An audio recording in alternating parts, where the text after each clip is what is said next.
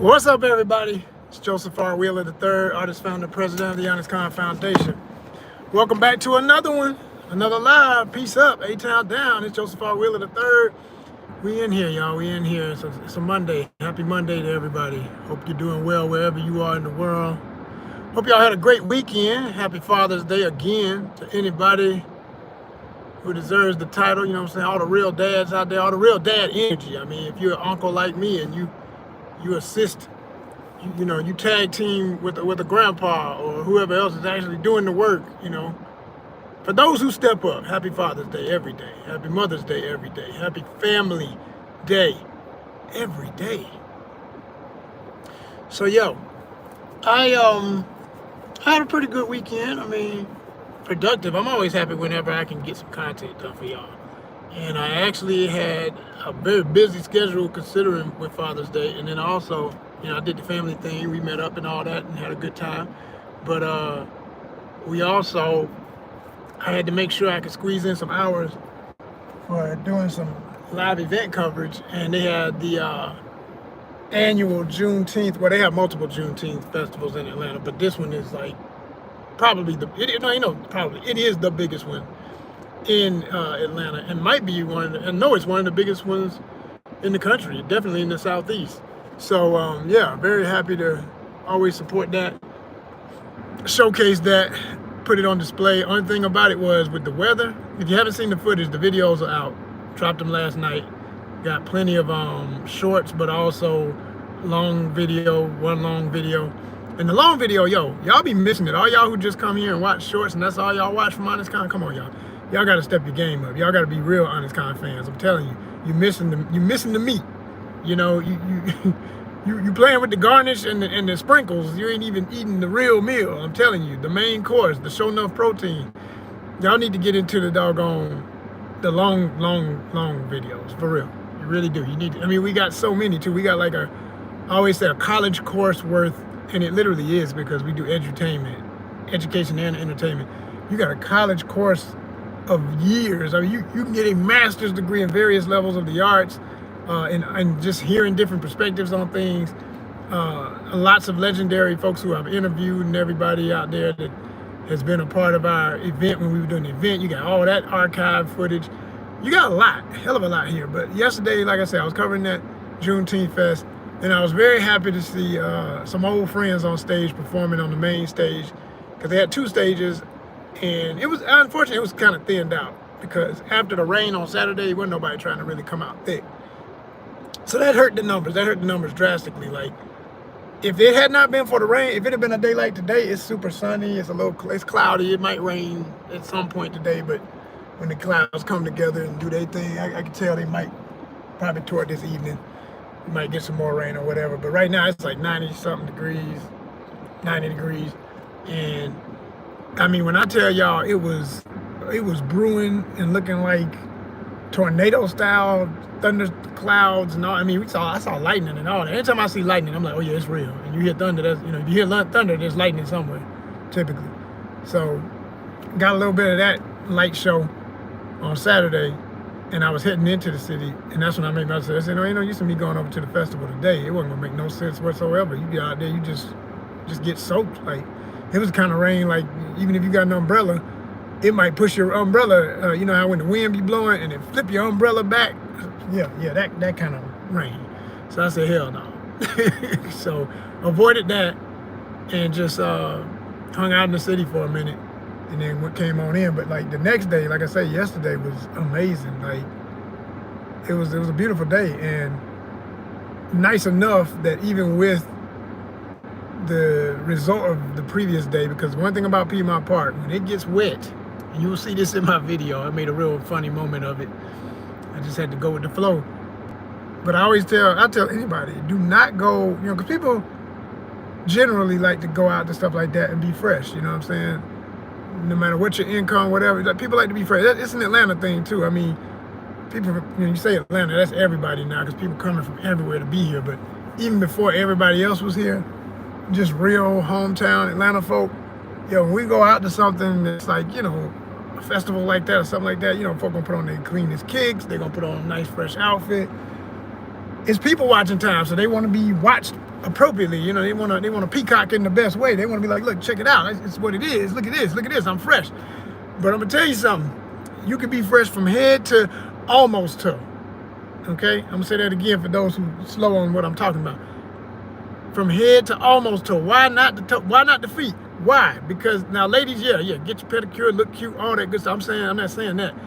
Fellas, keep all your stuff tight. I'm just saying, do not go out there in no fresh pair of bright white sneakers after it just rained, even if it wasn't raining, because Piedmont is we have a real park. We don't have a park where everything's paved. There are paved areas, concrete areas, walking lane areas, but the real park is real grass and real dirt. You know what I'm saying? And even though it might be partially chemically treated, it's not heavily, I don't think. Thank goodness. Because otherwise, people couldn't sit on it. You know how you go past people's yards and they'll have them little signs. They'll say warning to pets and kids and other live farms. Do not get on the grass. Like, wait a minute, hold on. What was the point of having a nice lawn if you can't sit on it or lay on it or roll on it? No, no, it's just for looks. Because this thing is fully saturated in chemicals, is what they telling you. And I used to laugh at that when I would see, like, you see, like, a yard where people don't have all the chemicals, and you got all the natural, what's supposed to be out there, squirrels hopping, bees everywhere, beautiful birds all ever around on the yard, pecking and eating, they pulling the worms up, they eating the little seeds and stuff, what it ought to be, right? And then you got the person with the super bright green, yeah, it looks all uniform, it's only one type of grass, it looks like carpet almost, but it's got these little pinched in signs that they're stuck in the yard from the chemical company that treats the yard, and it says, do not walk on the grass, because the chemicals will kill you, basically, is what it tells you. And you don't see not one squirrel, not one bird. You barely see bees and other insects around it. It is the most toxic yard in the damn neighborhood. And in some neighborhoods, that's all they got. There's a whole neighborhood full of toxic yards. And people think that that's normal. That's the saddest part. People really think that's the way it's supposed to be because they fell for the conditioned mindset of thinking that's how a yard's supposed to be. And you know, you can't talk some people out of what I'm saying. There'll be people who will listen to this and cringe because they're like, that is a yard. What do you mean? Yeah, and these same people, when they turn 60-something, can't figure out where the cancer came from. Not that it can't come from the food they're eating and a bunch of other stuff. And more than likely, if you treat your yard like that, you sure as hell don't care about what you put in your body in the same way. So, you know, it's a constant mentality of people who've been trained into thinking that some stuff, it's like the same mentality that uses bleach in your house. Like I always say, man, that stuff is poison. Bleach was literally created for modern warfare. Not so modern. I'm talking like World War II. Look it up. Don't believe me. You know what I'm saying? I always say, do not believe everything you hear online. I'm the first person to say, if you don't believe anything I say, look it up. Just get ready to yourself when you find out the truth, because some of y'all can't handle the truth. Well, most of y'all can't handle the truth, but that's the phrase. That's the famous phrase from the classic movie with Tom Cruise and Jack Nicholson. My dad loves that line. He always saying this. He said, but that was the best line in his cinema history. Said, you can't handle the truth. Woo! No, they can't handle it, but they still gonna get it because it don't do us no good, as we can see, to either just abide by the lies, suffer through the lies, pretend that we ain't hearing lies, still mention it. You don't mean they're gonna change it. There just needs to be a voice saying that's bullshit. That's what the kids say, that's cap. You know, this bleach and all this other stuff, man. You can't walk in your house, you nauseous and can't figure, because you just did your bathroom with this poison. There's other things you can use. But anyway, so back to Piedmont Park. I know I went on a big tangent there, but it's all good. That's what we do here. I do how I do. If you don't know the format, you don't know where you're at, and you don't need to be here if you can't handle it, because it get hot in the kitchen. But yo, at Piedmont Park, let me tell you, even when, I'm not saying they don't use any chemicals out there. I'm pretty sure they do. They had to probably put something down to keep the little, I don't know what these things are, but there's these little teeny gnats that are hatching the grass. They love long fields of grass. If you got nothing but grass, they gonna be there. They're like, oh, they made a whole ecosystem for us. Look at that. Like a golf course, places like that. They love that. They like, oh my gosh, look at, we can breathe forever. So, and that's what you ever walk in places like that, and you see them clouds of them little teeny gnats, and they don't really bite. Well, I take that back. Some of them do bite. Some types, they will needle you a little bit. You're gonna feel it if you're standing right in them. But anyway, they probably put something for that. But after the rain like it was, it's real rich soil out there. I mean, I will give them that, which tells me that, at least for one thing, that the land is rich. Like, quite frankly, Piedmont Park, parts of it could be a whole community garden for the whole city of Atlanta if quiet as kept. I mean, they do have a garden out there. Give them some credit. They do have a little community garden, and I mean little. You wouldn't even, if you've never seen it, that's because of how little it is. If you live in Atlanta, you're like, what are you talking about? I've never seen no garden. Exactly, that's my point. It's so little you barely notice it. I noticed it one day. I said, oh, look at that. They got a little garden over here. And they got a garden club of some sort that meets in the park and keeps that maintained, or tries to, because it don't even look that neat, to be honest. That's another reason why it won't be noticed as much. But that soil out there is super rich in areas. There's certain areas where it's real dusty and stuff, but there's other areas, man, I'm talking about black soil. That's sure enough good. If you ever gardened in your life, you know what I'm saying. And it's hard to come across naturally, where it's just, that's it. That's how it is over here. So like, that's amazing, and especially in Georgia, in this region of Georgia, where red clay rules. And I love red clay, symbolically and just nostalgically. But as far as gardening, it don't go with a lot of the crops that we're accustomed to eating in this quote unquote Americanized diet, because like some things people take for granted and don't realize that stuff ain't native. All of that was brought in from various other places and cultivated to be grown here. It was not natural to Georgia. That's not stuff that was always here. And you have to amend the soil. You have to turn it over. You gotta mulch. You gotta do all your compost. I'm talking about stuff I did. See, I did this once upon a time. I did organic gardening, and I know how much it takes to get one freaking cucumber.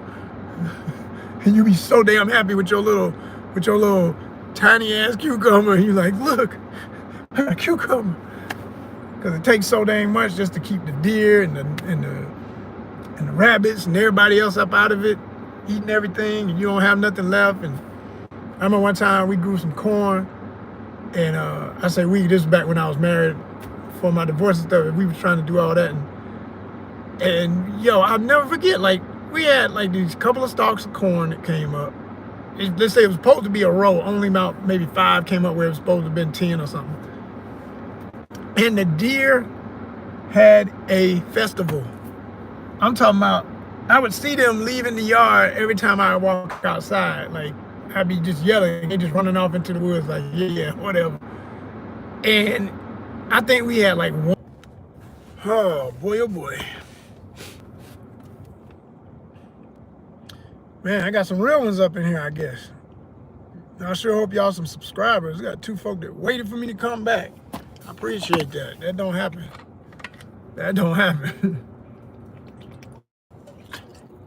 And we got a 2 for 2. 2 people in the building, 2 thumbs up. Thank you so much. If you're a subscriber, hit the comments. Let me know where you're at. Shout yourself out, where you're from. All that good stuff. But as I was going to say, where was I at? I was talking about, I'm just going to take it back to the festival. Like I said, man, I had a great time, though, because the band that was on stage is a classic band. And I covered most of their performance. Like I said, you can see the whole thing, most of the whole thing, the meat of it, their performance right here. I stood there, got the mostly steady cam footage for y'all. And sorry, I'm a little distracted. I see a cute lady and I'm just like observing the beauty, can't help myself.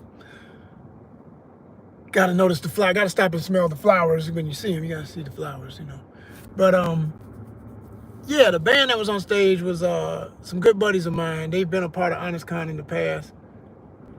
And I'm proud to say that they don't stop jamming the way they always have. They're always on point. Shout out to Masiki Scales and the Common Ground Collective. I'll say that again slow for the folks who might need the time to look that up. Masiki, M-A-U, S-I-K-I, Scales, like a scale, plural, Scales, and the Common Ground Collective. That's the name of the band. And Masiki is good brother that I've been knowing so many years. He's a musicologist. He is a professor of music at Georgia State. I presume he's still working there as a professor. So he knows his stuff. Trust me. He deep when it comes to music in general. But he's especially profound when it comes to the history of black music out of the diaspora, the African diaspora. He covers especially like Afro pop with his band. They cover Afro pop, and when I say cover, they really do a lot of covers, like a Fela Kuti and Femi Kuti from Nigeria, the legend, the ambassador, the king, one of the folks who started Afro pop. Everybody talking about Afro pop. Yeah, well, if you don't know who Fela is, then you can't be no real fan of Afro pop because you don't understand where the roots are. You got to know the roots. Yeah. But shout out to him and the band. They do jazz, they do fusion, they do funk. Shout out to Dashiell A. Smith. That's the homie, A-Town born. If I remember right, Tri-Cities High School, stand up, college part, what it do. But yeah, man, Dashiell is the truth, y'all. He just one of them folk who can do it all. He can rap, he can sing, he can do voices. I'm talking about where when he does his Fela, if someone didn't really know Fela well and just close their eye, because they maybe heard his voice one time and then close their eyes and they started letting Dash do his thing, you would think it was still him. Like he channels that energy and it come out. He'd be like, oh, I can't even do it. But all them sounds that Fela do, he'd be like, oh, that deep raspy laugh. And I swear he does it. He does it. He's a legend, and he's a serious trumpeter. He plays some other instruments too, but that's his main claim to fame. Dash is a serious trumpeter. He's the truth. I don't know everybody else in the band by name per se, but I know some of their faces. And like I say, they got history with ONYXCON because when we did our Comic-Cons, they used to perform for us many times. I had Masiki and the whole band out there. Man, I can't count all the times. But I was off the top of my head at least 4 or 5. And then Dashiell has his own band, which was composed of some of the same members plus some other folks. So he's played for me, just him and his band. And then I've had another band, again, somebody else who's part of that whole family. It's kind of like saying the Roots crew. When you think about the Roots in Philly and how they move and how big a group that is, really, like there's the main members and then there's all the subsidiary members, because just people who are part of that family of groove, and they all get together and jam, And so Canito, shout out to Canito, the drummer. Everybody in Atlanta who know, so a lot of legendary talent was on that stage yesterday. Canito wasn't the drummer, but I still shouting him out because, like I say, it's part of that collective. They all friends and family and play together. And hell, while I'm at it, I may as well shout out Wolfpack, even though, like I say, they weren't there. But that's another squad, another crew real close to me. I did their official logo. Wolfpack, ATL, Kebby Williams and the squad was good. Like I say, man, we got deep roots, man. When you're really from a place, you're really from a place. And I'm truly from Atlanta. Like when I tell people I'm from Atlanta, I don't just mean the city. I mean, when I say the metro, I count the metro because anybody really from here, we don't get into all that silly ass north, south, east, west, whatever. What the hell are you talking about? Like, this Atlanta, period. It's a vibe. Like if you in that vibe, you in that vibe.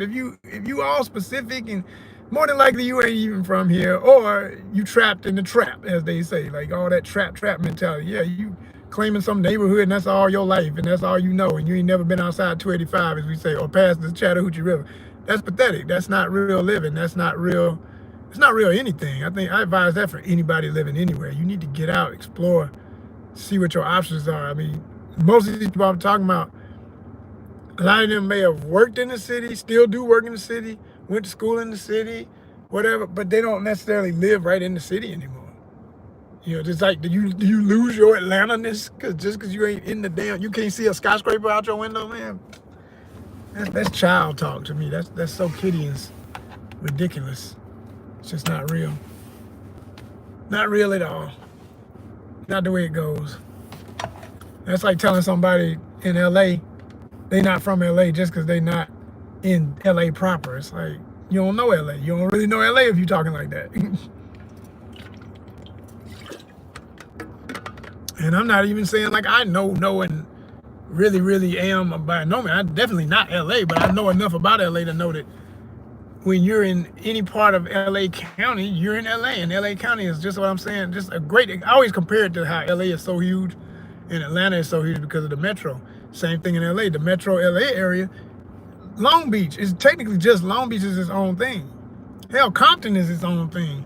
Pasadena, Altadena, these are their own things. But LA County, it's the LA area, the LA proper area. It's all connected. It's all intertwined. It's all where people work, play, live, have memories, make memories. You know what I'm saying? Life. That's what it is. Like New York. How you gonna tell somebody that live across the bridge in Jersey that they can't claim New York if they worked in New York all their life, but they live in Jersey? What the hell? They just New York. It is what it is. It's all that. The tri-state area, as they say, the tri-borough or whatever. What they say, Kings counties, and you know how they get all into all that. New Yorkers, you know, the 5 boroughs. Like, claim it all, man. It is what it is. It is what it is. So yeah, y'all, I'm about to start this order. And the clock is just, any other time it'd be speeding past. Today it's all like molasses. It's gonna take a minute, I can tell. It's gonna take a minute. I might clock back in with y'all. But I want y'all to go watch that video. So make sure y'all, when I end this, go look at that video. Go watch that video. Hit the comments. Let me know how much you're enjoying all that great music, because it's a real experience. If you missed it, if you're not in Atlanta, or you are in Atlanta and you just didn't see it yesterday, go check out that Juneteenth when I said the band saves the day.